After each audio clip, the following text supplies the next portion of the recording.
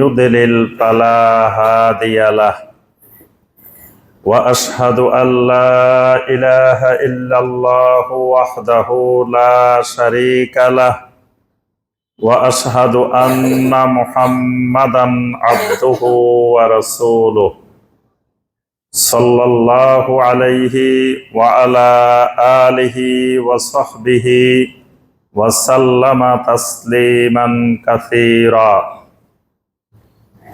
يا أيها الذين آمنوا اتقوا الله حق تقاته ولا تموتن إلا وأنتم مسلمون يا أيها الناس اتقوا ربكم الذي خلقكم من نفس واحدة وخلق منها زوجها وبث منهما رجالا كثيرا ونساء واتقوا الله الذي تساءلون به والأرحام إن الله كان عليكم رقيبا يا أيها الذين آمنوا اتقوا الله وقولوا قولا سديدا يصلح لكم أعمالكم ويغفر لكم ذنوبكم ومن يطع الله ورسوله فقد فاز فوزا عظيما أما بعد فإن أصدق الحديث كتاب الله وخير الهدي هدي محمد صلى الله عليه وسلم وشر الأمور محدثاتها وكل محدثة بدعة وكل بدعة ضلالة وفي رواية وكل ضلالة في النار فيا أيها المسلمون أوصيكم ونفسي بتقوى الله عز وجل فإن الله سبحانه وتعالى أعد الجنة للمتقين كما يقول سبحانه وتعالى وسارعوا إلى مغفرة من ربكم وجنة عرضها السماوات والأرض أعدت للمتقين وإن الله سبحانه وتعالى أنزل القرآن الكريم لهداية المتقين كما يقول عز وجل ذلك الكتاب لا ريب فيه هدى للمتقين وإن أكرم الناس عند الله سبحانه وتعالى الذين هم كانوا يتقون كما يقول تبارك وتعالى إن أكرمكم عند الله أتقاكم সম্মানিত মুসল্লিয়ানে কেরাম আল্লাহ রব্বুল আলমিনের দরবারে কোটি কোটি শুকরিয়া যে মহান রব্বুল আলমিন আমাদেরকে 1447 হিজরি সনের 28 শাওয়াল তারিখে সলাতুল জুমআ আদায় এবং খুতবাতুল জুমআ শোনার উদ্দেশ্যে আল্লাহ রব্বুল আলমিনের ঘর মসজিদে উপস্থিত হওয়ার পরে আজকের জুমআর গুরুত্বপূর্ণ খুতবা পেশ করার এবং শোনার যে মহান রব্বুল আলামিন আমাদেরকে তৌফিক দিয়েছেন সর্বপ্রথম সে মহান রব্বুল আলামিনের শুকর আদায় করছি আলহামদুলিল্লাহ। সম্মানিত মুসল্লিয়ানে কেরাম, আজকের খুতবায় আমাদের যে বিষয়ের উপরে আলোচনা করা হবে বিষয়টি হলো শুরুতু শাহাদাতি আন্না মুহাম্মাদার রাসূলুল্লাহ সাল্লাল্লাহু আলাইহি ওয়াসাল্লাম, অর্থাৎ কোন মুসলিম মুহাম্মাদুর রাসূলুল্লাহ সাল্লাল্লাহু আলাইহি ওয়াসাল্লাম এই সাক্ষ্যদান করতে গেলে যেই শর্তগুলো দরকার, যে শর্তসমূহ অপরিহার্য বিষয়, সেই শর্তগুলোর উপরেই আমাদের আজকের খুতবায় আলোচনা করা হবে ইনশাআল্লাহ। আমরা এই বিষয়গুলো বারবার আলোচনা করি মুসলিমদের সামনে, জুমার খুতবায়, বিভিন্ন আলোচনায় এই বিষয়গুলোকেই বারবার আলোচনা করার চেষ্টা করি।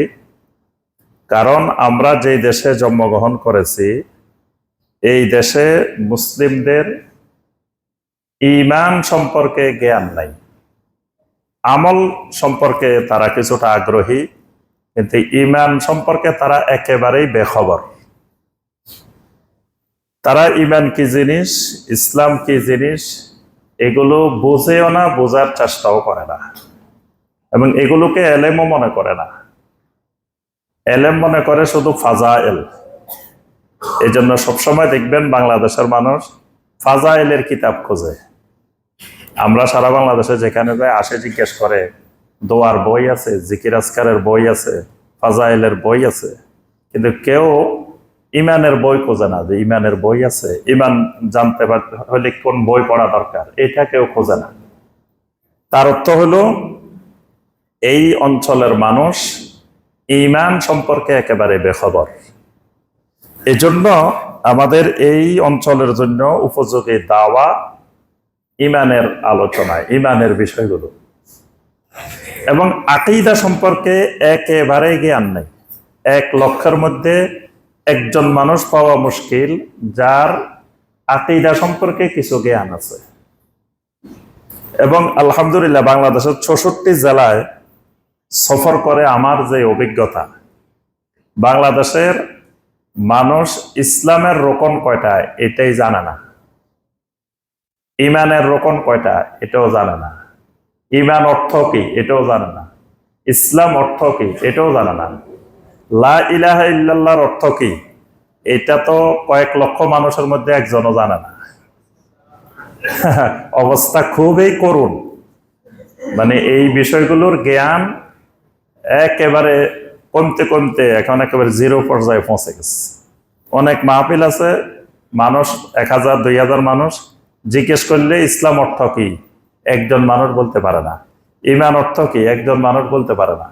তার অর্থ হলো এগুলোর ব্যাপারে তারা একেবারেই বেখবর। আমরা আজকের খুতবায় যে বিষয়টি আলোচনা করব ইনশাআল্লাহ, বিষয়টি ব্যাপক বিষয়, বিস্তারিত বিষয়। এই বিষয়ের উপর আমার বইও আছে। এজন্য বিস্তারিত জানার জন্য আমার ওই বই পড়াশোনা করলে কালেমায়ে শাহাদাতের গুরুত্ব ও শর্ত সেখানে বিস্তারিত জানতে পারবেন।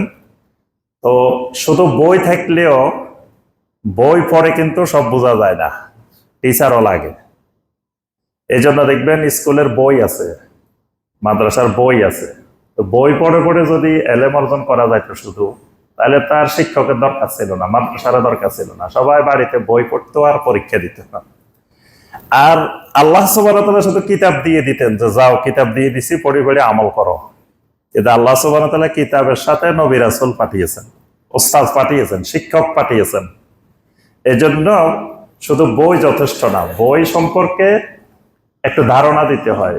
শিক্ষক যখন একটু বুঝাই দেয়, তখন এর সাথে যখন বই পড়বেন তখন আরো ভালোভাবে এটা বুঝে আসে। আমরা প্রথমত আজকের বিষয়ের মূল কথা যেটা, ইসলামের রোকন হলো 5টি। ইসলামের রোকন 5টি, ঈমানের রোকন হলো 6টি। আমরা এই যে গত সোমবারে বারিধারা DOHS কনভেনশন সেন্টারে আমাদের প্রতি মাসে একটা দার্স হয়। তা আমরা আগের দার্সের উপরে পরীক্ষা নিই। আগের দার্সে যা আলোচনা হয়েছে, তো প্রথমে পরের দার্স শুরু করার আগে 20 নম্বরের একটা পরীক্ষা, 20টা কোশ্চেন দেওয়া হয়, খালি টিক দিবে, প্রতিটা 4টা করে উত্তর দেওয়া আছে। সেখানে এই গত সোমবারের প্রশ্ন ছিল যে ইসলামের রোকন কয়টি।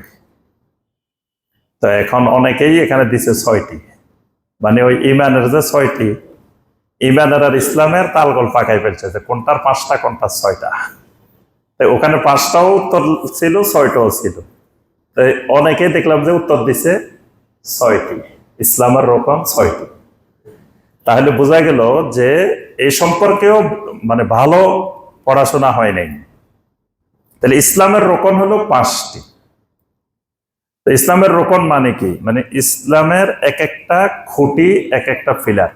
রোকন এমন জিনিসকে বলা হয় যেই জিনিস ছাড়া ওই জিনিস বাতিল হয়ে যায়, এটার নাম রোকন। ধরেন একটা বিল্ডিং বানাইতে হইলে বিল্ডিং এর কিছু পিলার লাগে, অপরিহার্য পিলার। বাস মানে এই পিলার গুলো না হলে বিল্ডিং এটা থাকবেই না। তো ওই পিলার গুলাকে বলা হয় রোকন। তাহলে ইসলাম দাঁড়িয়ে থাকার জন্য, ইসলাম টিকে থাকার জন্য নবী সাল্লাল্লাহু আলাইহি ওয়াসাল্লাম ঘোষণা করেছেন, বুনিয়াল ইসলাম আলা খামসিন, ইসলামকে প্রতিষ্ঠিত করা হয়েছে, দাঁড় করানো হয়েছে, স্থাপন করা হয়েছে আলা খামসিন, 5টি বিষয়ের উপরে, 5টি জিনিসের উপরে, 5টি খুঁটির উপরে। এই নবী সাল্লাল্লাহু আলাইহি ওয়াসাল্লাম যদি 5 না বলেন, কিয়ামত পর্যন্ত কারো এই ক্ষমতা নাই 5 বলার। মানে সংখ্যাটা কিন্তু আল্লাহ অথবা আল্লাহ রাসূল নির্দিষ্ট করে দিতে হবে। আল্লাহ এবং আল্লাহ রাসূল নির্দিষ্ট না করলে কিয়ামত পর্যন্ত কেউ নির্দিষ্ট করতে পারবে না, এই অধিকার কারো নাই। এই জন্য অনেকে ওই যে নির্দিষ্ট করে ফেলায় 6টা, 7টা, 10টা। এই নির্দিষ্ট করা হারাম, করাই যাবে না। যেহেতু নবী সাল্লাল্লাহু আলাইহি ওয়াসাল্লাম খামস বলে দিচ্ছেন, তাহলে এটার আর বাড়ানো কমানোর সুযোগ নেই। 5টাই ইসলামের রোকন। 1 নম্বর রোকন, আমরা যখন মানুষকে জিজ্ঞাসা করি যে ভাই 1 নম্বর রোকন কি, তো বলে যে কালেমা। সোজা কথা যে 1 নম্বর রোকন হলো কালেমা। মানে সবাই মুখস্থ করে ফেলছে কালেমা, নামাজ, রোজা, হজ, যাকাত, বা কালেমা, নামাজ, যাকাত, রোজা, হজ, সহজ হিসাব। কিন্তু আসলে 1 নম্বর রোকন কালেমা না। 1 নম্বর রোকন হলো শাহাদাতে আল্লাহ ইলাহা ইল্লাল্লাহ ওয়া আন্না মুহাম্মাদার রাসূলুল্লাহ। নবী সাল্লাল্লাহু আলাইহি ওয়াসাল্লাম বলেন, 2টি বিষয়ের, 2টি জিনিসের সাক্ষ্য দেওয়া, শাহাদা। এই শাহাদাটা হলো ইসলামের 1 নম্বর রোকন, 1 নম্বর খুঁটি।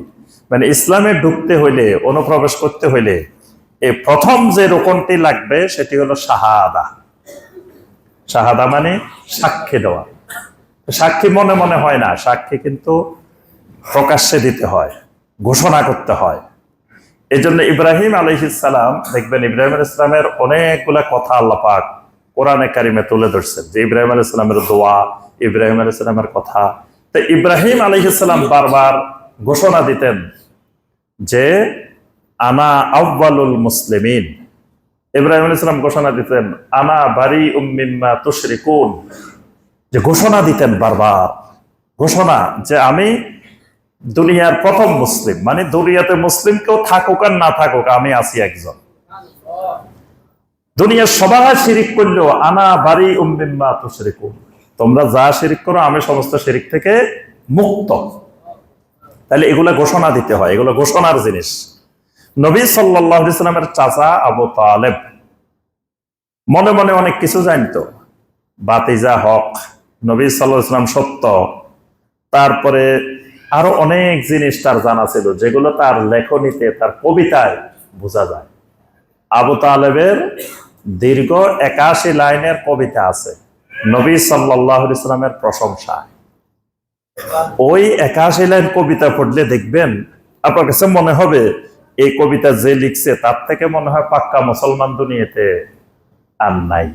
মানে নবী সাল্লাল্লাহু আলাইহি ওয়াসাল্লামের এত প্রশংসা করছে আবু তালেব। তাহলে বোঝা গেল প্রশংসা এগুলো তো এমনি এমনি আসে নাই, সে জানে নবী সাল্লাল্লাহু আলাইহি ওয়াসাল্লাম সম্পর্কে সব। কিন্তু যখন নবী সাল্লাল্লাহু আলাইহি ওয়াসাল্লাম বললেন ইয়া আম্মি কুল লা ইলাহা ইল্লাল্লাহ, চাচা আপনি লা ইলাহা ইল্লাল্লাহর ঘোষণা দেন, শাহাদা দেন, দুনিয়াবাসীর সামনে ঘোষণা দিয়ে যান। তাহলে যদি ঘোষণা দেন, উহাজ্জু লাকা বিহা ইনদাল্লাহি ইয়াউমাল কিয়ামাহ, কিয়ামতের দিন আমি আপনার জন্য আল্লাহ সুবহানাহু ওয়া তাআলার কাছে এই কালেমাটাকে দলিল হিসাবে, হুজ্জাত হিসাবে পেশ করব। কিন্তু চাচা শেষ পর্যন্ত বলল, আনা আলা মিল্লাতে আব্দুল মুত্তালিব। ভাতিজা সব ঠিক আছে, সব ভালো, কিন্তু আমি আমার বাপ দাদা ছাড়তে পারবো না। আমার বাপ আব্দুল মুত্তালিব যেদিকে গেছে আমিও সেদিকে আছি। ফাকাদ মাতা কাফেরান, সকল আকীদার কিতাবে লেখা আছে। এই ঘোষণা দেওয়ার কারণে সে কাফের অবস্থায় মৃত্যুবরণ করছে।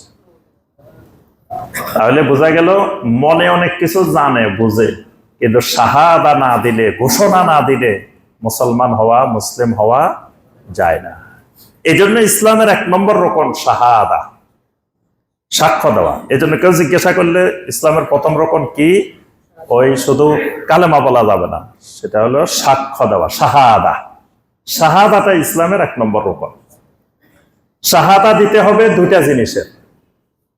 একটা জিনিস হবে শাহাদাতে আল্লাহ ইলাহা ইল্লাল্লাহ, প্রথম সাক্ষ্যটা দিতে হবে লা ইলাহা ইল্লাল্লাহ। আরেকটা সাক্ষ্য দিতে হবে এর সাথে ওয়া আন্না মুহাম্মাদার রাসূলুল্লাহ। তাহলে সাক্ষ্য দিতে হবে 2টা কালেমার, একটা শাহাদাতে আল্লাহ ইলাহা ইল্লাল্লাহ, মানে একটা সাক্ষ্য দিতে হবে লা ইলাহা ইল্লাল্লাহ, আরেকটা সাক্ষ্য দিতে হবে মুহাম্মাদুর রাসূলুল্লাহ। 2টা সাক্ষ্য, এই 2টা সাক্ষ্য ইসলামের 1 নম্বর রকম। এখন কথা হইল, একজন ব্যক্তি সাক্ষী দিল, ঘোষণাও দিল, দিলেই কি সে জান্নাতি হয়ে যাবে? এই ঘোষণায় কি জান্নাতের জন্য যথেষ্ট, বা এই শাহাদায় কি জান্নাতের জন্য যথেষ্ট? না। কেন যথেষ্ট না?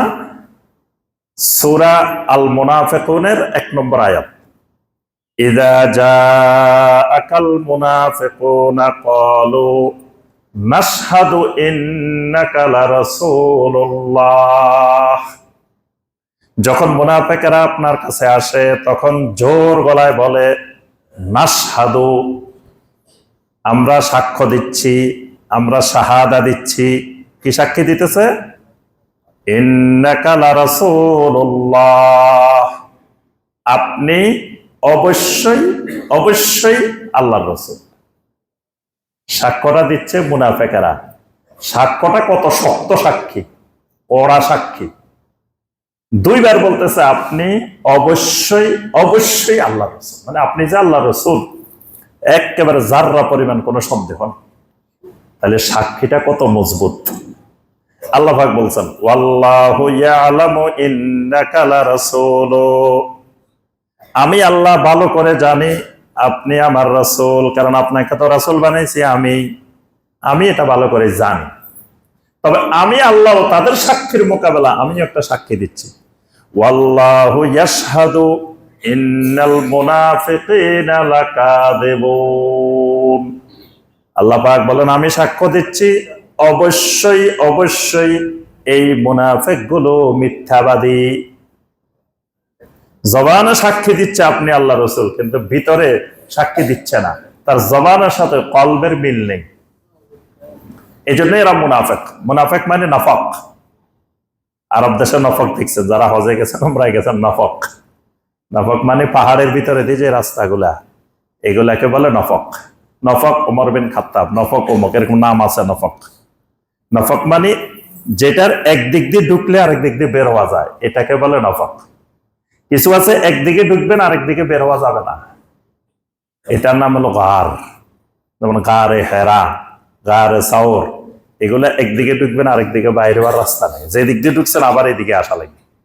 আর নফক মানে পাহাড়ের একদিক দিয়ে ঢুকবেন আরেক দিক দিয়ে বাইরে যাবেন।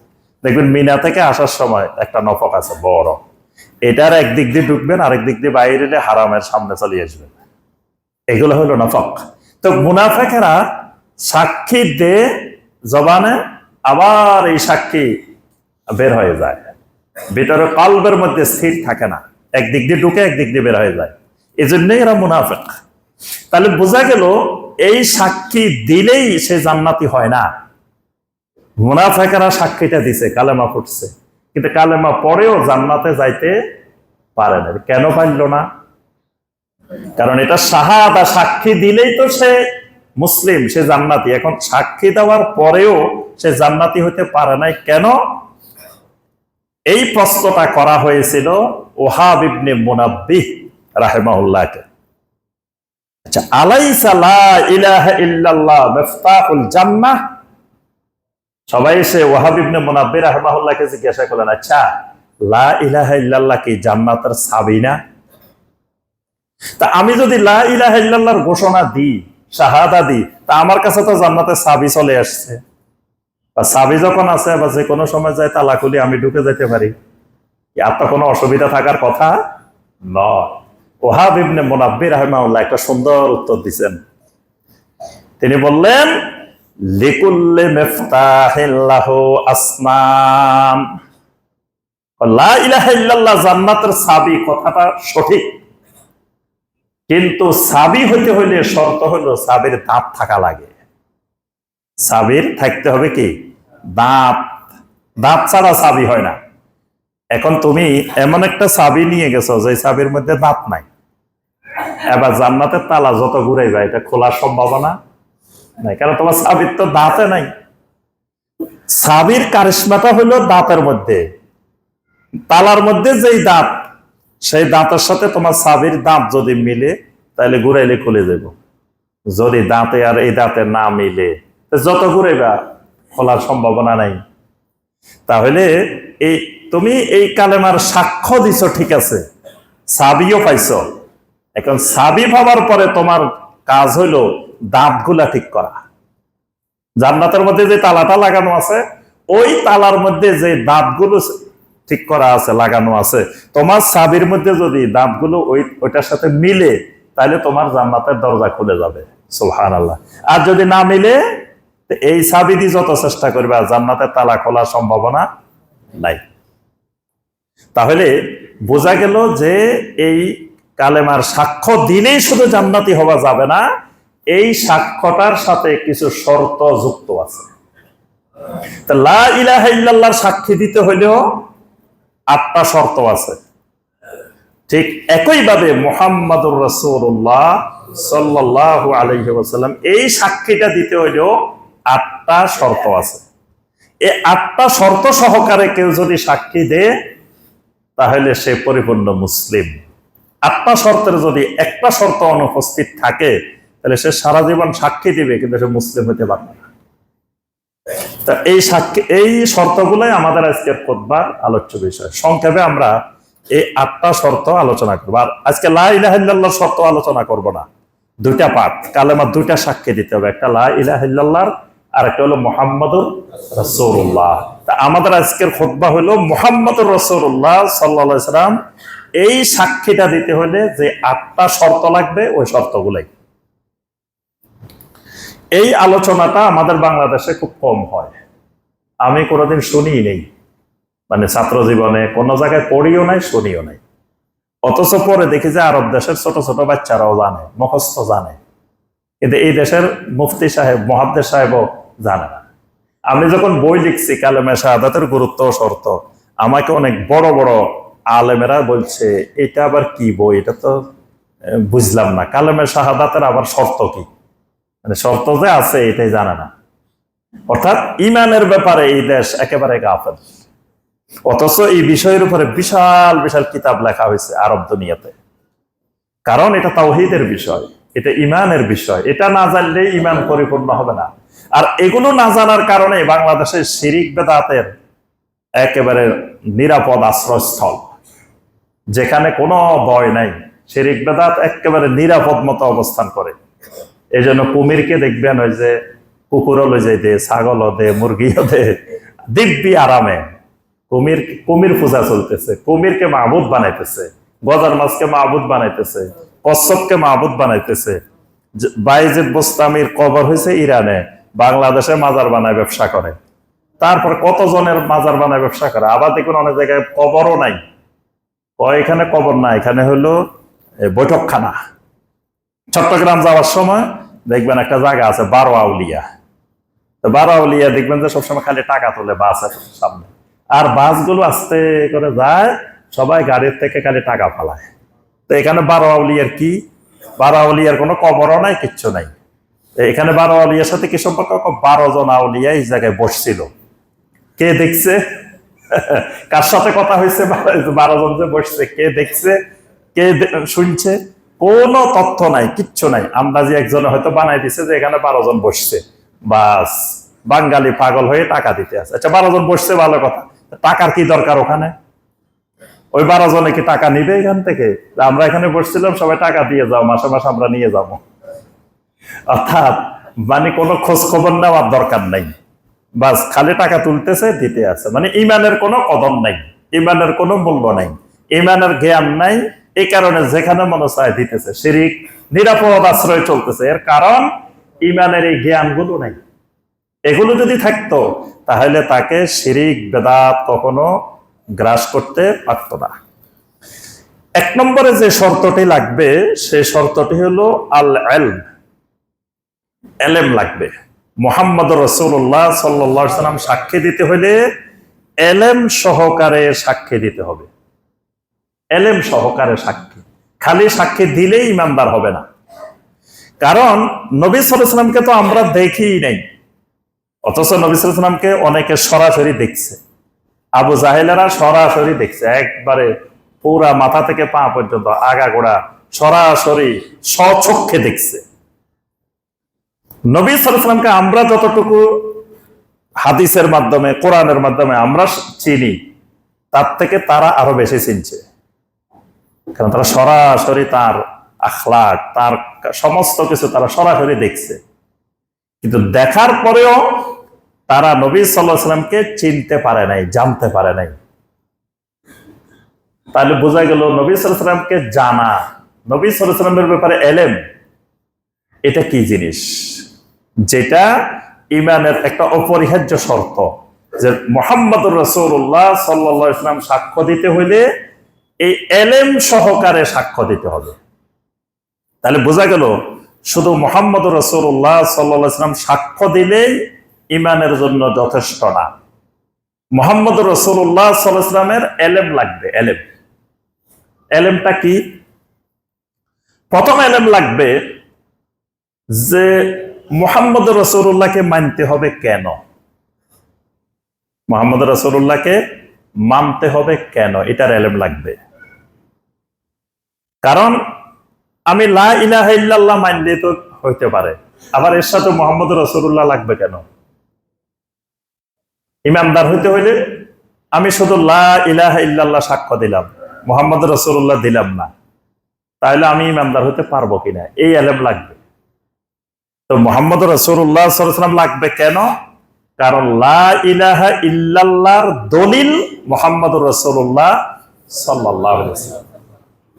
শেখ সালেহ আল ফাওজান হাফিজাহুল্লাহ বলেন, কেউ যদি তোমাকে বলে যে কুল লা ইলাহা ইল্লাল্লাহ, লা ইলাহা ইল্লাল্লাহ বলো, তো লা ইলাহা ইল্লাল্লাহর অর্থ কি? আল্লাহ ছাড়া সত্য কোনো মাবুদ নাই।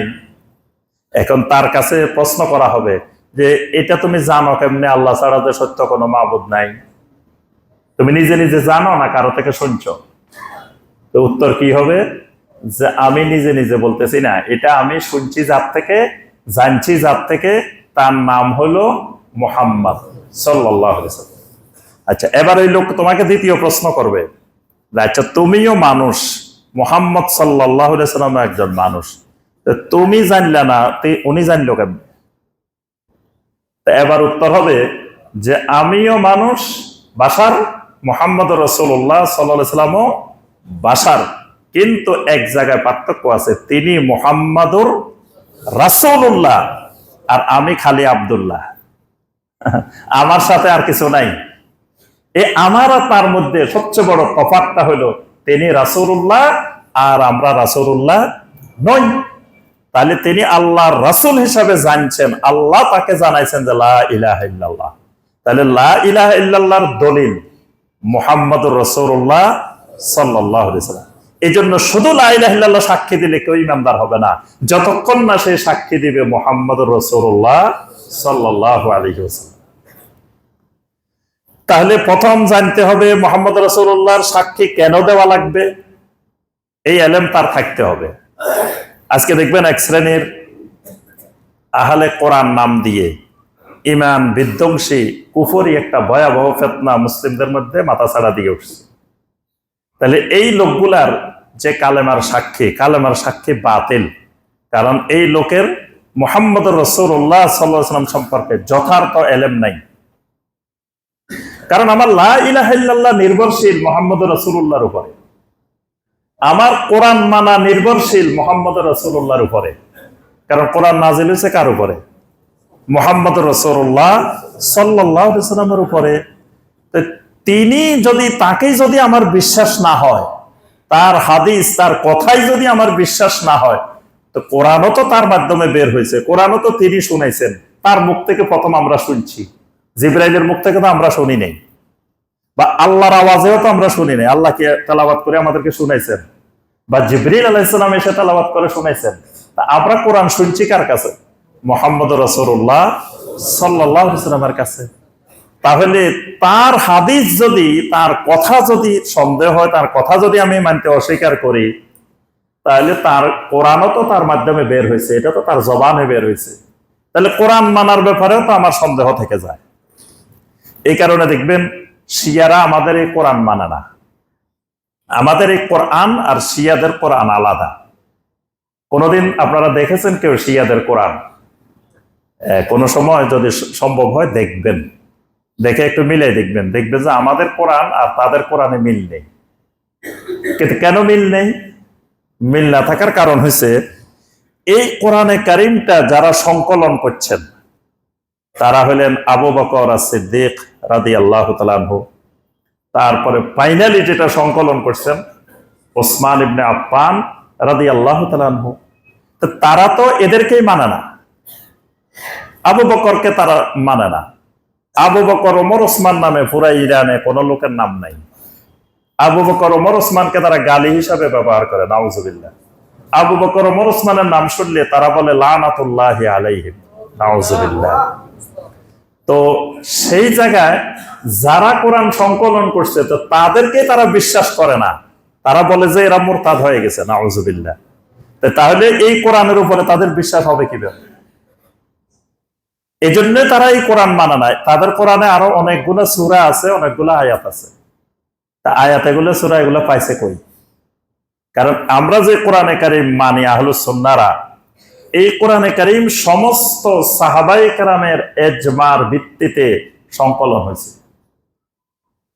তাহলে সেই সাহাবায়ে কেরামের ইজমার ভিত্তিতে যে কোরআন সংকলন হয়েছে, ওই কোরআন তারা মানে না। কারণ কি? ওই যে সাহাবায়ে কেরামের উপরে তাদের ওই বিশ্বাসটা নাই।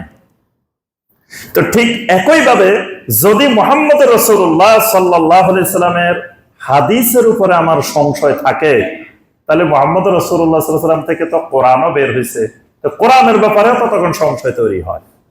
এই জন্য যারা মানুষকে কোরআন মানার কথা বলে, হাদিস অস্বীকার করতে বলে, তারা আসলে কোরআন মানার পক্ষেও বলে না। তারা হলো মুসলমানের ইমানটা ধ্বংস করার জন্য, ইমানটা নষ্ট করার জন্য এই কথাগুলা বুঝায় মানুষকে সহজে। তাহলে মুহাম্মদ রাসূলুল্লাহর এক নম্বর ইলম লাগবে, তাকে কেন মানতে হবে, কেন মুহাম্মদ রাসূলুল্লাহ স্বীকৃতি দেওয়া লাগবে। দুই নম্বরে তার ব্যাপারে যে ইলমটা লাগবে সেটি হলো তিনি কেন রাসূলুল্লাহ, মুহাম্মাদুর রাসূলুল্লাহ। তাহলে রাসূলুল্লাহ কি জিনিস? রাসূলুল্লাহর ইলম লাগবে। রিসালাতের ইলম না থাকলে তার ব্যাপারে ঈমান আনা হবে না। কারণ তাকে তো ব্যক্তি মুহাম্মদ আবু জাহেলও চিনে, আবু লাহাবও চিনতো, মক্কার সমস্ত মুশরিকরা চিনতো।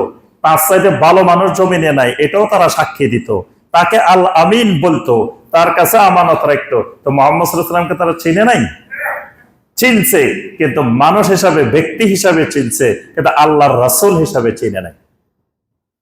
আল্লাহর রাসূল হিসাবে না চেনার কারণে তারা অনেক জ্ঞানী হওয়ার পরেও তারা জাহেল। আবু জাহেল সব চিনছে, নবী সাল্লাল্লাহু আলাইহি ওয়াসাল্লামের সব জানে, কিন্তু তাকে আল্লাহর রাসূল হিসাবে চিনতে পারে নাই। এজন্য আল্লাহ পাক ঘোষণা দিয়েছেন, মা কানা মুহাম্মাদুন আবা আহাদিম মির রিজালিকুম ওয়ালাকির রাসূলুল্লাহি ওয়া খাতামান নাবিয়্যিন ওয়া কানাল্লাহু বিকুল্লি শাইইন আলিমা। আমাদের দেশে মিলাদের আয়াত, এটা দিয়ে মিলাদ শুরু করে, মিলাদ পড়ে। এখানে আল্লাহ পাক ঘোষণা দিয়েছেন মুহাম্মদ সাল্লাল্লাহু আলাইহি ওয়াসাল্লাম তোমাদের কোন পুরুষ মানুষের বাবা নন, ওয়ালাকির রাসূলুল্লাহ। মুহাম্মদ সাল্লাল্লাহু আলাইহি ওয়াসাল্লাম কি? রাসূলুল্লাহ।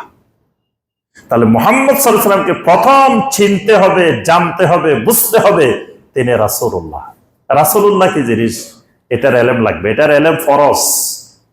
রাসালাত সম্পর্কে জানা, আল্লাহ রাসূল মানে কি, রাসূল কেমনে হয়, নবী সাল্লাল্লাহু আলাইহি ওয়াসাল্লাম সর্বপ্রথম কোন আয়াত দিয়ে রাসূল হয়েছেন। দেখবেন আমি এটা অনেক জায়গায় জিজ্ঞাসা করছি, বলেন তো দেখি মুহাম্মদ সাল্লাল্লাহু আলাইহি ওয়াসাল্লাম কোন আয়াত দিয়ে রাসূল হয়েছে?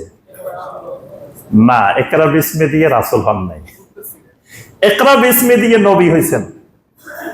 ইকরা বিসমি রাব্বিকাল্লাযী খালাক দিয়ে কি হয়েছেন? নবী হয়েছেন। রাসূল হয়েছেন ইয়া আইয়ুহাল মুদ্দাসসির কুম ফাআনজির ওয়া রাব্বাকা ফাকাব্বির ওয়া সিয়াবাকা ফাতাহহির। এই সূরা আল মুদ্দাসসিরের প্রথম এই 10-12টা আয়াত, এগুলো দিয়ে রাসূল হয়েছে। নবী আর রাসূলের পার্থক্য আছে। নবী হইলে তার আলাদা কোনো কাজ নাই, আগের রাসূলের যে কাজ ওনারও সেম কাজ।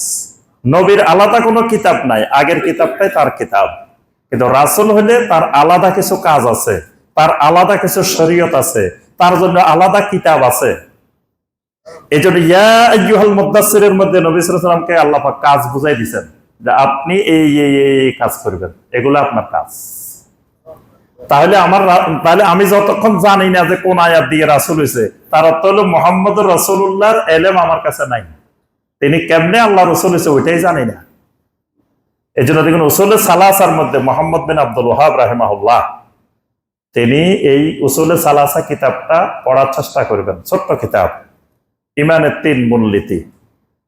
এখানে প্রথমেই তিনি আলোচনা করছেন যে নবী সাল্লাল্লাহু আলাইহি ওয়াসাল্লাম কিভাবে কোন আয়াত দিয়ে নবী হয়েছেন, কোন আয়াত দিয়ে রাসূল হয়েছেন। আল্লাহ রাসূলকে চিনতে হলে, রাসূলুল্লাহ হিসেবে চিনতে হলে আপনাকে এগুলা জানতে হবে। তা আমাদের বিস্তারিত আলোচনার সুযোগ নেই। তাহলে 2 নম্বরে জানতে হবে তিনি রাসূলুল্লাহ। 3 নম্বরে এলেম লাগবে যে তিনি, তার দাওয়াত কি, রাসূলুল্লাহ হিসাবে তার দাওয়াত কি ছিল, এই জিনিসটা ভালো করে জানতে হবে। তার যে দাওয়াত কিয়ামত পর্যন্ত আমাদের সবার এক দাওয়াত। তো মুহাম্মদ রাসূলুল্লাহ সাল্লাল্লাহু আলাইহি ওয়াসাল্লামের সারা জীবন কি দাওয়াত ছিল? ইয়া আইয়ুহান নাস কুলু লা ইলাহা ইল্লাল্লাহ তুফলিহু। ও মানুষেরা লা ইলাহা ইল্লাল্লাহ বলো, লা ইলাহা ইল্লাল্লাহ বলো। বললে কি হবে? তুফলিহু, তোমার দুনিয়াও সফল, আখিরাতও সফল। সব সমস্যার সমাধান লা ইলাহা ইল্লাল্লাহর ভিতরে। এখন দেখেন মুহাম্মদ রাসূলুল্লাহ সাল্লাল্লাহু আলাইহি ওয়াসাল্লামের এই এলেম না থাকার কারণে আপনি যখন বাংলাদেশে খালি লা ইলাহা ইল্লাল্লাহ দাওয়াত দিবেন, লা ইলাহা ইল্লাল্লাহ দাওয়াত দিবেন, কই দেখো বাংলাদেশে কত রকমের সমস্যা, সব সমস্যা রাখি এরা খালি লা ইলাহা ইল্লাল্লাহ দাওয়াত, এরা খালি তাওহীদের দাওয়াত, শিরকের বিরুদ্ধে দাওয়াত, বেদাতের বিরুদ্ধে দাওয়াত। মনে হয় বাংলাদেশে আর কোনো সমস্যা নাই। তাহলে মনে হচ্ছে নবী সাল্লাল্লাহু আলাইহি ওয়াসাল্লামের যুগে কি আর কোনো সমস্যা ছিল না? বর্তমানের বাংলাদেশের চেয়ে জাহিলি যুগে, নবী সাল্লাল্লাহু আলাইহি ওয়াসাল্লামের যুগে আরো সমস্যা বেশি ছিল। আমাদের দেশে মাদকের সমস্যা আছে, কিন্তু এর থেকে বেশি মাদকের সমস্যা ছিল নবী সাল্লাল্লাহু আলাইহি ওয়াসাল্লামের যুগে। ওই সময় মাদক ছাড়া মেহমানদারি হইতো না। এখন আমরা মেহমানদারি মাদক দিয়ে করি না সবাই। ওই সময় আপনি কোনো বাড়িতে বেড়াইতে গেছেন, মাদক দে নাই আপনার টেবিলে খাবারের মধ্যে, মেহমানদারিও হয়নি। জামাই আইছে, বেয়াই আইছে, মদ দে নাই, মেহমানদারি হয় নাই। কত দামি মদ খাওয়াইতে পারছে, এটাই বড় মেহমানদারি। এরকম সমস্যা তো বাংলাদেশে নাই। আচ্ছা, নবী সাল্লাল্লাহু আলাইহি ওয়াসাল্লামের যুগে পর্দা বলতে কোনো কিচ্ছু ছিল না, নারীর অধিকার বলতে কিচ্ছু ছিল না। জেনা, ব্যভিচার, অশ্লীলতা এগুলো স্বাভাবিক বিষয়। কেউ জেনা না করলে তার ব্যাপারে সন্দেহ করতে পারে, মানে অসুস্থ। এখনো ইউরোপ আমেরিকা নাকি এরকম মনে করে যে ছেলে যদি অবৈধভাবে কোনো প্রেম না করে, কিছু না করে, মা বাপ টেনশনে থাকে, আরে কি হলো আমার ছেলে জেনা ব্যভিচার করে না কেন। জেনা ব্যভিচার করলে নাউজুবিল্লাহ তারা নাকি মনে করে আমার ছেলে মেয়ে সুস্থ আছে, আর না করলে তারা টেনশনে থাকে। তো ওই জাহিলি যুগে জেনা ব্যভিচার এত বিস্তার লাভ করছে, যেখানে মানে জেনা ব্যভিচার করে না এরকম মানুষ পাওয়া মুশকিল। তারপরে সেখানে চুরি ডাকাতি রাহাজানি, এক কথায় বলা হতো যে আল মুলুকু লিমাল্লাহুল কুওয়া, জোর যার মুল্লুক তার। চুরি ডাকাতি রাহাজানি তো সমস্যা আমাদের থেকে আরো বেশি ছিল না। এখন নবী সাল্লাল্লাহু আলাইহি ওয়াসাল্লাম যখন দাওয়াত দেওয়া শুরু করলেন, তো নবী সাল্লাল্লাহু আলাইহি ওয়াসাল্লাম তো বলেন নাই, ও মানুষেরা খবরদার মদ খাওয়া বন্ধ করো, ও মানুষেরা চুরি বন্ধ করো, ও মানুষেরা ডাকাতি বন্ধ করো। এগুলোর কিন্তু নবী সাল্লাল্লাহু আলাইহি ওয়াসাল্লাম দাওয়াত দেন নাই। নবী সাল্লাল্লাহু আলাইহি ওয়াসাল্লাম দাওয়াত দিয়েছেন কিসের? খালি লা ইলাহা ইল্লাল্লাহ। কারণ লা ইলাহা ইল্লাল্লাহ ঠিক হইলে অটোমেটিক চুরি বন্ধ হয়ে যাবে। লা ইলাহা ইল্লাল্লাহ ঠিক হইলে অটোমেটিক ডাকাতি বন্ধ হয়ে যাবে, মাদক বন্ধ হয়ে যাবে, জেনা ব্যভিচার বন্ধ হয়ে যাবে। সমস্যা তার মূল জায়গায় লা ইলাহা ইল্লাল্লাহ ঠিক হয় নাই। এজন্য ওইটার লা ইলাহা ইল্লাল্লাহ ঠিক না হওয়ার কারণেই এই সমাজে যত অশান্তি, যত অপরাধ যা দেখতেছি, এগুলা লা ইলাহা ইল্লাল্লাহ ঠিক না হওয়ার কারণে। তাহলে নবী সাল্লাল্লাহু আলাইহি ওয়াসাল্লামের দাওয়াত সম্পর্কে ইলম লাগবে। না আপনার কাছে মনে হবে যে আল্লাহ রাসূল কি দাওয়াত দিছে, খালি লা ইলাহা ইল্লাল্লাহ দাওয়াত দিছে, এটা কি একটা দাওয়াত হলো? নাউযুবিল্লাহ, অনেকের কাছে এরকম মনে হয়। দেখবেন বাংলাদেশে অনেকে মনে করে লা ইলাহা ইল্লাল্লাহ দাওয়াত, এটা কি একটা দাওয়াত? আমরা তো সবাই লা ইলাহা ইল্লাল্লাহ মানি, তারপর লা ইলাহা ইল্লাল্লাহর দাওয়াত কিসের? তার অর্থ হলো তার নবী সাল্লাল্লাহু আলাইহি ওয়াসাল্লামের দাওয়াত সম্পর্কে তার জ্ঞান নাই। এই ইলম তার উপরে ফরজ। নবী সাল্লাল্লাহু আলাইহি ওয়াসাল্লামের আসামাত, নবী সাল্লাল্লাহু আলাইহি ওয়াসাল্লামের খতমে নবুয়ত, নবী সাল্লাল্লাহু আলাইহি ওয়াসাল্লামের সিফাতে খালকিয়্যা, সিফাতে খুলুকিয়্যা, এই সংক্রান্ত যত ইলম আছে, নবী সাল্লাল্লাহু আলাইহি ওয়াসাল্লামের মুহাব্বত, নবী সাল্লাল্লাহু আলাইহি ওয়াসাল্লামের উপরে ঈমানের যে শর্তগুলো, এই জিনিসগুলোর সম্পর্কে ইলম অর্জন করা এক নম্বর শর্ত। অর্থাৎ মুহাম্মদ সাল্লাল্লাহু আলাইহি ওয়াসাল্লামকে জেনে বুঝে ইলম সহকারে সাক্ষী দিতে হবে মুহাম্মাদুর রাসূলুল্লাহ, এটা এক নম্বর শর্ত। দুই নম্বর শর্ত, মুহাম্মাদুর রাসূলুল্লাহ সাল্লাল্লাহু আলাইহি ওয়াসাল্লামের ব্যাপারে, এই সাক্ষী দেওয়ার ব্যাপারে ইয়াকিন তৈরি হতে হবে। ইয়াকিন, দুই নম্বর শর্তটা হলো ইয়াকিন। ইয়াকিন আর ঈমানের মধ্যে একটু পার্থক্য আছে। আল্লাহ পাক এই কারণে সূরা আল বাকারার শুরুতে দেখবেন মুত্তাকিনের পরিচয় বর্ণনা করছেন। হুদাল লিল মুত্তাকিন আল্লাযীনা ইউমিনুনা বিল গায়বি, যারা গায়বের উপরে ঈমান আনে। প্রথম আল্লাহ পাক শুরু করছেন ইউমিনুনা বিল গায়বি, একেবারে লাস্টে আসে দেখবেন আল্লাহ পাক বলতেছেন ওয়া বিল আখিরাতি হুম ইউকিনুন। এখানে আল্লাহ পাক বলেন নাই ওয়া বিল আখিরাতি হুম ইউমিনুন, আখিরাতের উপরে ঈমান আনে কথাটা বলেন নাই, আখিরাতের উপরে ইয়াকিন পোষণ করে। ইয়াকিন তার অর্থ কি? ইয়াকিনটা হলো এমন একটা পর্যায় যে ইয়াকিন মানে আমি মনে হয় দেখতেছি, মনে হয় আমার সামনে বিদ্যমান, এরকম বিশ্বাসকে বলা হয় ইয়াকিন। তা আখিরাতটা এমন হইতে হবে মুত্তাকিনের সামনে মনে হয় যে আখিরাত আমি দেখতেছি, যে মনে হচ্ছে আমি আল্লাহ রাব্বুল আলামিনের সামনে দাঁড়িয়ে আছি, আল্লাহর আদালতে আমি এখন জবাবদিহি করতেছি, আমি মিজানের সামনে দাঁড়িয়ে আছি। এইরকম অবস্থা তৈরি হওয়া, এটার নাম হলো ইয়াকিন। তো মুহাম্মাদুর রাসূলুল্লাহ সাল্লাল্লাহু আলাইহি ওয়াসাল্লাম এই সাক্ষ্য দিলে তার ভিতরে ইয়াকিন সহকারে দিতে হবে। মুনাফিকরা যে সাক্ষীটা দিছে এটা ইয়াকিন সহকারে দেয় নাই। এই জন্য দেখা গেছে নবী সাল্লাল্লাহু আলাইহি ওয়াসাল্লামের সামনে আসলে ঈমানের ঘোষণা দিত, পিছনে পিছনে নবী সাল্লাল্লাহু আলাইহি ওয়াসাল্লামের বিরুদ্ধে ষড়যন্ত্র করত। তার অর্থ হলো সাক্ষ্যটা ইয়াকিন সহকারে হয় নাই। আল্লাহ পাক কোরআনে কারিমে সূরা আল হুজুরাতের 15 নম্বর আয়াতে বলছেন ইন্নামাল মুমিনুনা আল্লাযীনা আমানু বিল্লাহি ওয়া রাসূলিহি সুম্মা লাম ইয়ারতাবু, যারা ঈমান আনার পরে বিন্দু পরিমাণ সন্দেহ পোষণ করে না। এখন সন্দেহ পোষণ করে না, এটার ব্যাখ্যা কি? ব্যাখ্যা অনেক লম্বা। নবী সাল্লাল্লাহু আলাইহি ওয়াসাল্লাম যা করতে বলছেন তা করা, যা মানা করছেন তা থেকে দূরে থাকা। যদি এই অবস্থা আমার মধ্যে তৈরি হয় তার অর্থ হলো আমার মধ্যে ইয়াকিন তৈরি হয়েছে। এজন্য আল্লাহ পাক সূরা আল হাসরের 7 নম্বর আয়াতে বলছেন ওয়ামা আতাকুমুর রাসূলু ফাখুযুহু ওয়ামা নাহাকুম আনহু ফান্তাহু, আমার রাসূল তোমাদেরকে যা করতে বলেন করো, যেটা ছাড়তে বলেন ছাড়ো। এই অবস্থা তৈরি হওয়া মানে ইয়াকিন তৈরি হয়েছে। আল্লাহ রসুলের কোন ফয়সালা সিদ্ধান্ত পাওয়ার পরে কারো মন যদি পরিতৃপ্ত হইতে না পারে, মানে রাসূলের সহিহ হাদিস পাইছে, রাসূলের সিদ্ধান্ত পাইছে, আল্লাহ রসুলের ফয়সালা পাইছে, এরপরেও তার মন পরিতৃপ্ত না, এই সিদ্ধান্ত মানতে পারতেছে না, তাহলে তার ভিতরে ইয়াকিন তৈরি হয়নি। এই জন্য আল্লাহ পাক সূরা আন-নাসার 65 নম্বর আয়াতে বলছেন, ফালা ওয়া রাব্বিকা লা ইউমিনুন হাত্তা ইউহাক্কিমুকা ফীমা শাজারা বাইনাহুম সুম্মা লা ইয়াজিদু ফি আনফুসিহিম হারাজাম মিম্মা কাদাইতা ওয়া ইউসাল্লিমু তাসলিমা। আপনার রবের কসম, এই লোক কোনোদিন ঈমানদার না যেই লোককে আল্লাহ রসুল কোনো ফয়সালা দেওয়ার পরে সে তার মনের মধ্যে দ্বিধা সংকোচ রেখে দিছে, সন্তুষ্ট চিত্তে মেনে নিতে পারে নাই, এই লোক ঈমানদার না। তাহলে নবী সাল্লাল্লাহু আলাইহি ওয়াসাল্লামের কোন সিদ্ধান্ত আসার পরে মুমিনের সামনে মানব কি মানব না, করব কি করব না, এইটার এখতিয়ার নাই। সূরা আল আহজাবের 36 নম্বর আয়াত আল্লাহ পাক স্পষ্ট করে বলে দিয়েছেন, ওয়ামা কানা লিমুমিনিন ওয়ালা মুমিনাতিন ইযা কাদাল্লাহু ওয়া রাসূলুহু আমরান আইয়াকুনা লাহুমুল খিয়ারাতু মিন আমরিহিম। আল্লাহ এবং আল্লাহ রাসূল কোন ফয়সালা দিয়ে দিলে মুমিনের সামনে কোনো এখতিয়ার নাই, নারীর সামনেও নাই, পুরুষ মুমিনের সামনেও নাই।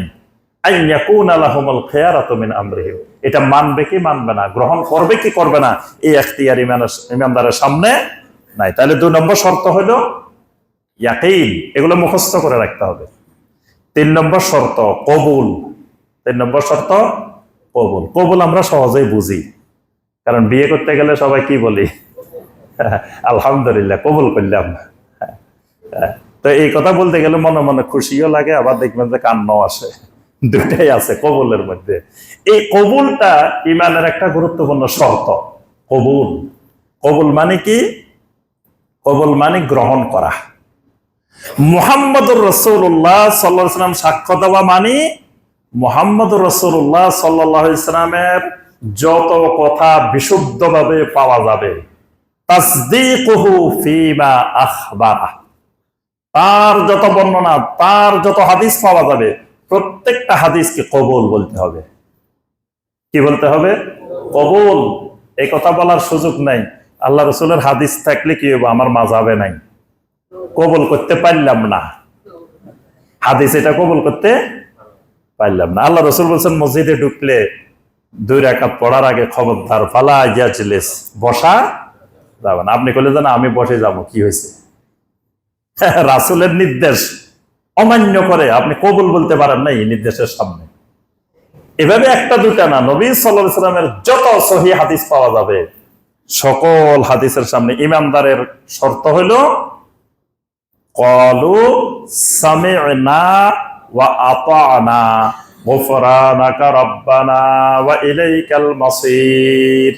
ইমানদার যখন আল্লাহর আয়াত পাবে, আল্লাহর কথা পাবে, নবী সাল্লাল্লাহু আলাইহি ওয়াসাল্লামের কথা পাবে, ইমানদারের উত্তর হবে সামি'না ওয়া আতা'না, শুনলাম আর মানলাম। মুনাফিকের কথা হবে সামি'না ওয়া আসাইনা, শুনলাম মানলাম না, শুনলাম মানলাম না, এটা হলো মুনাফিকের কথা। আর ইমানদারের কথা হবে সামি'না ওয়া আতা'না। এখন নবী সাল্লাল্লাহু আলাইহি ওয়াসাল্লামের যে কোনো সহিহ হাদিস, সেটা আমার মাযহাবে থাকুক আর না থাকুক, সেটাকে কবুল বলতে হবে। কবুল না বললে মুহাম্মদ রাসূলুল্লাহ সাল্লাল্লাহু আলাইহি ওয়াসাল্লামের উপরে সাক্ষ্য সারা জীবন দিলেও কাজ হবে না, কারণ আমি মুহাম্মদ রাসূলুল্লাহর কথাই মানতে পারতেছি না, তাহলে আমি সাক্ষ্য দিলাম কেমনে তিনি আল্লাহ রাসূল? আমার এই সাক্ষ্য পরিপূর্ণ হয় নাই। এই ব্যাপারে কোরআনে কারিমের অনেক আয়াত আছে। আল্লাহ এবং আল্লাহ রাসূলের উপরে দুনিয়ার কাউকে প্রাধান্য দেওয়া যাবে না। ইয়া আইয়ুহাল্লাযীনা আমানু লা তুকাদ্দিমু বাইনা ইয়াদাইল্লাহি ওয়া রাসূলিহি, সূরা আল হুজুরাতের 1 নম্বর আয়াত। আল্লাহ এবং রাসূলের থেকে কাউকে অগ্রগামী করি না। তাহলে রাসূলের চেয়ে আমার ইমাম বড় হইতে পারে না, কারণ সকল ইমামের ইমাম, ইমামুল মুত্তাকিন, ইমামুল মুরসালিন, সাইয়্যিদুল মুরসালিন মুহাম্মদ রাসূলুল্লাহ সাল্লাল্লাহু আলাইহি ওয়াসাল্লাম। দুনিয়ার সমস্ত ইমাম যদি এক পাল্লায় দেওয়া হয়, নবী সাল্লাল্লাহু আলাইহি ওয়াসাল্লামের পা মোবারকের সাথে যে ধুলা লাগতো, সে ধুলা সমান হবে না। তাহলে কোথায় মুহাম্মদ রাসূলুল্লাহ সাল্লাল্লাহু আলাইহি ওয়াসাল্লাম, কোথায় আমাদের অন্য ইমাম? ইমামদের সম্মান আছে, আমরা সম্মান করব, তাদের আনুগত্য করব। কিন্তু রাসূলুল্লাহ সাল্লাল্লাহু আলাইহি ওয়াসাল্লামের হাদিসের, সহিহ হাদিসের বিপরীত যদি হয়, ইমামের কথা বাদ, আমার রাসূলের কথা কবুল। এই মানসিকতা যতক্ষণ তৈরি না হবে ততক্ষণ কেউ ওই মুহাম্মদ রাসূলুল্লাহ সাক্ষী দেওয়ার শর্তটা ফিল আপ হবে না। 4 নম্বর আল ইনকিয়াদ। ইনকিয়াদ মানে মেনে নেওয়া। ইনকিয়াদ মানে গলার মধ্যে মাফলার ফেসাই নেওয়া। মাফলার ফেসানি বুঝেন তো? আগের মুরব্বীরা ভালো জানে, আগের জামানায় শীতের দিনে মাফলার ব্যবহার করতো। এখন মাফলারের প্রচলন কমে গেছে। আগে পাকিস্তান থেকে আমরা ছোটবেলায় দেখতাম বিভিন্ন ধরনের মাফলার আসতো। এই মাফলার গুলো গরম ছিল, খুব মুরব্বীরা পছন্দ করতো পাকিস্তানি মাফলার এগুলা। এখন নাই বর্তমানে।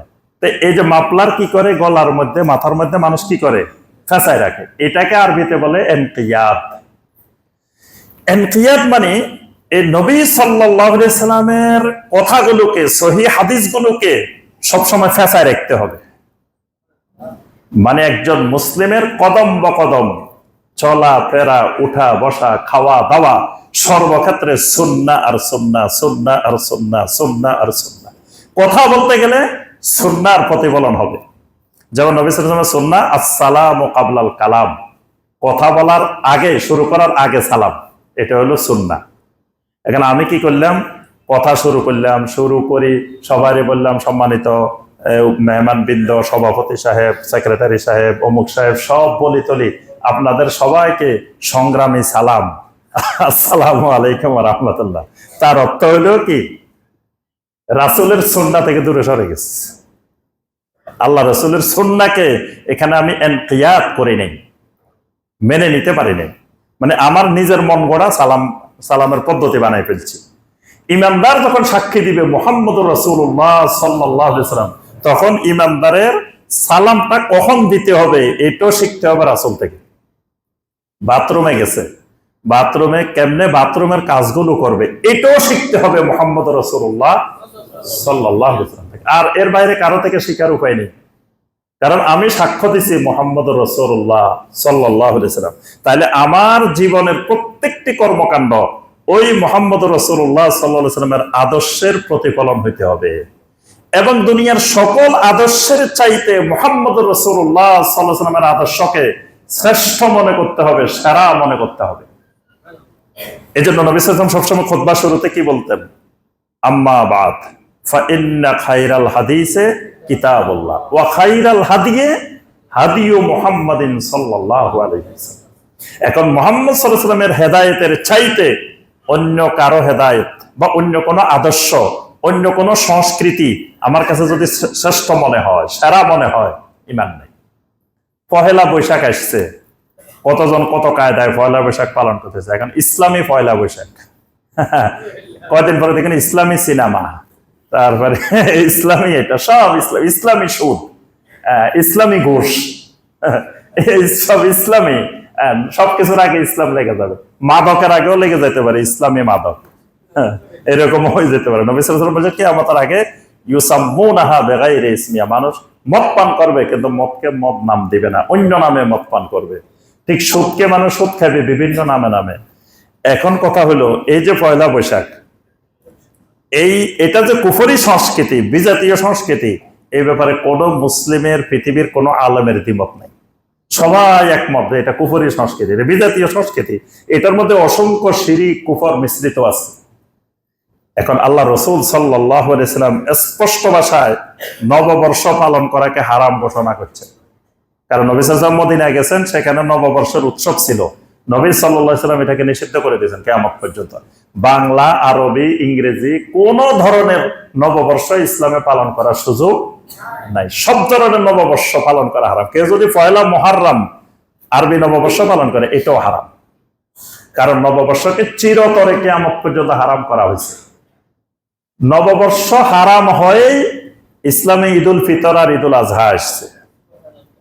ওই দুইটার পরিবর্তে, নাইরোজ আর মাহারাজান, দুইটার পরিবর্তে আসছে ঈদুল ফিতর, ঈদুল আজহা। তাহলে যদি রাসূলুল্লাহ সাল্লাল্লাহু আলাইহি ওয়াসাল্লামের সাক্ষ্যদানের মধ্যে আমার ইনকিয়াদ থাকে, তাহলে দেশীয় সংস্কৃতি, অমুক সংস্কৃতি, তমুক সংস্কৃতি সব একদিকে, আমার রাসূলের আদর্শ সবার উপরে। আমার রাসূল এটা করতে মানা করছেন, এটা করার সুযোগ আমার নাই। এটাকে বলে ইনকিয়াদ। 5 নম্বর as-সিদক। সিদক মানে সত্যবাদিতা। আমি যে এই সাক্ষ্যটা দিচ্ছি মুহাম্মদ রাসূলুল্লাহ সাল্লাল্লাহু আলাইহি ওয়াসাল্লাম, এই সাক্ষ্যের ভিতরে সততা থাকতে হবে, সত্যবাদিতা থাকতে হবে। সত্যবাদিতাটা 3 ক্ষেত্রে থাকতে হবে। as-সিদকু ফিল আকওয়াল, আমার বলার মধ্যে সততা থাকতে হবে, আমার কলবের মধ্যে সততা থাকতে হবে, আমার কাজে কর্মে সততা থাকতে হবে। এই জন্য দেখবেন এই 3 ব্যাপারে কোরআনে কারিমের অনেক আয়াত আছে। ইয়া আইয়ুহাল্লাযীনা আমানু লিমা তাকুলুনা মা লা তাফআলুন। তার অর্থ হলো তুমি যেটা বলছো সেটা করো না কেন? তাহলে কথা বলা আর করার মধ্যে সততা নাই, বলে একটা করে আরেকটা। তারপরে দেখবেন আহজাবের যুদ্ধে, খন্দকের যুদ্ধে আল্লাহ পাক বলছেন ওয়ালাম্মা রাআল আহজাব, যখন তারা কাফের শত্রুদেরকে দেখতে পাইছে তখন তাদের ঈমান আরো বেড়ে গেছে। এই ঈমান বেড়ে যাওয়ার কারণ কি? তাদের অন্তরে সততা, ঈমানের সততা। তাদের ঈমান তাদেরকে উজ্জীবিত করে দিচ্ছে, শক্তিশালী করে দিচ্ছে। আরেকটা হলো কর্মকাণ্ডে সততা। সূরা আত-তাওবার 119 নম্বর আয়াত। 3 জন বিশিষ্ট সাহাবীর ঘটনা বর্ণনা করে আল্লাহ পাক বলছেন ইয়া আইয়ুহাল্লাযীনা আমানুত্তাকুল্লাহ ওয়া কুনু মা'আস সাদিকিন। তোমরা এই 3 জন সাদিকিনের মতো হয়ে যাও। তো এই 3 জনের আল্লাহ সাদিকিন বললেন কেন? কারণ প্রতিকূল পরিস্থিতিতে সকল মুনাফিকরা মিথ্যা অজুহাত পেশ করছে নবী সাল্লাল্লাহু আলাইহি ওয়াসাল্লামের সামনে, এই 3 জন অজুহাত পেশ করেন নাই। তারা সত্য কথা বলে দিয়েছেন। তারা বলছেন আমরা হয়তো নবী সাল্লাল্লাহু আলাইহি ওয়াসাল্লামের সামনে মিথ্যা কথা বলে এখন পার পেয়ে যাবো, এটা আল্লাহ তো জানেন আমরা কেন যাই নাই, তাবুকের যুদ্ধে কেন যাই নাই, এটা তো আল্লাহ ভালো করে জানেন। রাসূলের সামনে মিথ্যা বলে আমি পার পেয়ে গেলে কি হবে? আল্লাহর সামনে তো আমার ধরা আছে। এটাকে বলে সততা, এটাকে বলে সিদক। আমার এই সাক্ষ্যদানের মধ্যে সততা থাকতে হবে। 6 নম্বর ইখলাস। ইখলাস থাকতে হবে। ইখলাসটা কি? মানে আমি মুহাম্মদ রাসূলুল্লাহ সাল্লাল্লাহু আলাইহি ওয়াসাল্লামের সাক্ষ্যদানটা করছি একমাত্র খালেস ভাবে আমার ঈমানের জন্য, আল্লাহর সন্তুষ্টির জন্য। ঈমানের জন্য, আল্লাহর সন্তুষ্টির জন্য মানে কি? মানে হলো আমি আল্লাহর যত ইবাদত করব সমস্ত ইবাদত একমাত্র মুহাম্মদ রাসূলুল্লাহ সাল্লাল্লাহু আলাইহি ওয়াসাল্লামের তরিকায় করব। এটাকে বলে ইখলাস। কিছু মুহাম্মদ রাসূলুল্লাহর তরিকায়, কিছু আমার নিজের তরিকায়, কিছু অমুসলিমের তরিকায়, তার অর্থ হলো আমার মধ্যে এই সাক্ষ্যদানের ইখলাস তৈরি হয় নাই।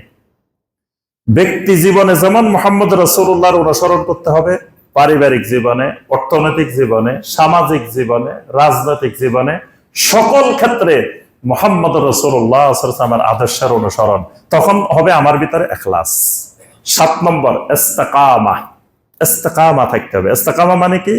ইস্তিকামা মানে যে আমি সাক্ষ্য দিলাম মুহাম্মদ রাসূলুল্লাহ সাল্লাল্লাহু আলাইহি ওয়াসাল্লাম, এই সাক্ষ্যদানের উপরে মৃত্যু পর্যন্ত ইস্তিকামত থাকতে হবে, দৃঢ় থাকতে হবে।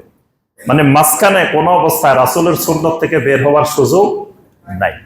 যদি কেউ মনে করে যে সুন্নত বিরোধী কাজ, যেমন গান বাজনা করে, ঢোল বাদ্য বাজায়, কিরে ভাই এটা করেন কেন? এটা মারেফতে হালাল, এটা শরীয়তে হারাম, মারেফতে হালাল। তো তার অর্থ কি? এই লোকটা মুহাম্মদ সাল্লাল্লাহু আলাইহি ওয়াসাল্লামের শরীয়ত থেকে, মুহাম্মদ সাল্লাল্লাহু আলাইহি ওয়াসাল্লাম যে শরীয়ত নিয়ে আসছেন সেই শরীয়ত থেকে বের হয়ে গেছে। এই বের হওয়ার সুযোগ নাই মৃত্যু পর্যন্ত। মুহাম্মদ রাসূলুল্লাহ সাল্লাল্লাহু আলাইহি ওয়াসাল্লামের শরীয়ত থেকে এক কদম বের হওয়ার সুযোগ কারো নাই। যদি বের হয়ে যায় তার অর্থ হলো তার মধ্যে ইস্তিকামত নাই। ইস্তিকামত না হলে সেই ঈমান নিয়ে কবরে যেতে পারবে না। 8 নম্বর শর্ত যেটা, সেটি হলো আল মাহাব্বাহ। মানে লা ইলাহা ইল্লাল্লাহ বলার পরে যেমন আল্লাহর মহব্বত হবে সবার ঊর্ধ্বে, ঠিক মুহাম্মদ রাসূলুল্লাহ সাল্লাল্লাহু আলাইহি ওয়াসাল্লামের সাক্ষ্য দেওয়ার পরে সবার ঊর্ধ্বে হবে মুহাম্মদ রাসূলুল্লাহ সাল্লাল্লাহু আলাইহি ওয়াসাল্লামের মহব্বত। এই জন্য নবী সাল্লাল্লাহু আলাইহি ওয়াসাল্লাম বলছেন লা ইউমিনু আহাদুকুম হাত্তা আকুনা আহাব্বা ইলাইহি মিন ওয়ালিদিহি ওয়া ওয়ালাদিহি ওয়ান নাসি আজমাইন। যতক্ষণ পর্যন্ত না আমি নবী তোমার মা বাবার চাইতে, ছেলে মেয়ের চাইতে, দুনিয়ার সকল মানুষের চাইতে বেশি মহব্বতের না হব, ততক্ষণ তোমরা ঈমানদার হইতে পারবে না। এটা ঈমানের অন্যতম শর্ত, মহব্বা। তাহলে নবী সাল্লাল্লাহু আলাইহি ওয়াসাল্লামের মহব্বত আল্লাহর পরে, দুনিয়ার সমস্ত মাখলুকের উপরে, এমনকি আমার জীবনের চাইতেও নবী সাল্লাল্লাহু আলাইহি ওয়াসাল্লামের মহব্বত বেশি হইতে হবে। এই মহব্বত না হইলেও ওই সাক্ষ্যদানে কোনো কাজ হবে না। তাহলে এই 8টা গুরুত্বপূর্ণ শর্ত, এই শর্তগুলো আমরা আরো বিস্তারিত জেনে আমরা এগুলো নিজেরা মেনে নিব পাশাপাশি আমাদের জীবনকে এই সাক্ষ্যদানের আলোকে পরিবর্তন করে নিব। আর দাওয়াত দিতে হইলে মানুষের কাছে আগে নিজে বুঝতে হবে ভালো করে, তারপরে এই জিনিসগুলারই দাওয়াত দিব আমরা। আর সমাজের অনেক মানুষ মনে করে আমাদের আর কোনো কাজ নাই, আমরা খালি যাই যে কি করি, ওই জোরে আমিন বলাই, বুকে হাত বান্ধাই, রাফলিয়া দেন করে, মনে হয় এগুলোই আমাদের দাওয়াত। এগুলো আমাদের দাওয়াত নয়। ইখতিলাফি মাসালা নিয়ে মানুষের মধ্যে বিভিন্ন ধরনের বিষয় তৈরি করা, এটা দাওয়াতের বিষয় না। দাওয়াতের বিষয় হবে ঈমান, দাওয়াতের বিষয় হবে তাওহীদ। তাহলে এই দাওয়াতের বিষয় আমি আপনি যে কালেমাটা সাক্ষ্য দিলাম, এই দেশের এত কোটি কোটি মানুষ সাক্ষ্য দিল, কিন্তু সাক্ষ্যের সাথে যে শর্ত থাকতে হবে, লা ইলাহা ইল্লাল্লাহর সাথে 8টা শর্ত থাকতে হবে, মুহাম্মদ রাসূলুল্লাহর সাথে 8টা শর্ত থাকতে হবে, এই শর্তগুলো তো এই দেশের মুসলমান জানে না। তাহলে আমার আপনার দাওয়াতের বিষয় হবে তাদেরকে এই শর্তগুলো জানানো, এবং যেই শর্ত গ্যাপ আছে, মানুষ শিরিক করতেছে, বেদাত করতেছে, হারাম কাজ করতেছে, কবিরা গুনাহ করতেছে, এই শর্তগুলো গ্যাপ হওয়ার কারণে, এই শর্তগুলো ফিল আপ হইলে তারপরে জিন্দেগি পরিবর্তন হয়ে যাবে। আল্লাহ রাব্বুল আলামিন আমাদের সবাইকে এই সাক্ষ্যদানের শর্তগুলো জানার, বোঝার, মানার, দাওয়াত দেওয়ার আল্লাহ পাক তৌফিক দান করুন। আল্লাহ পাক আমাদেরকে তাওহীদের উপরে মৃত্যু পর্যন্ত ইস্তেকামত থাকার তৌফিক দিন। তাওহীদ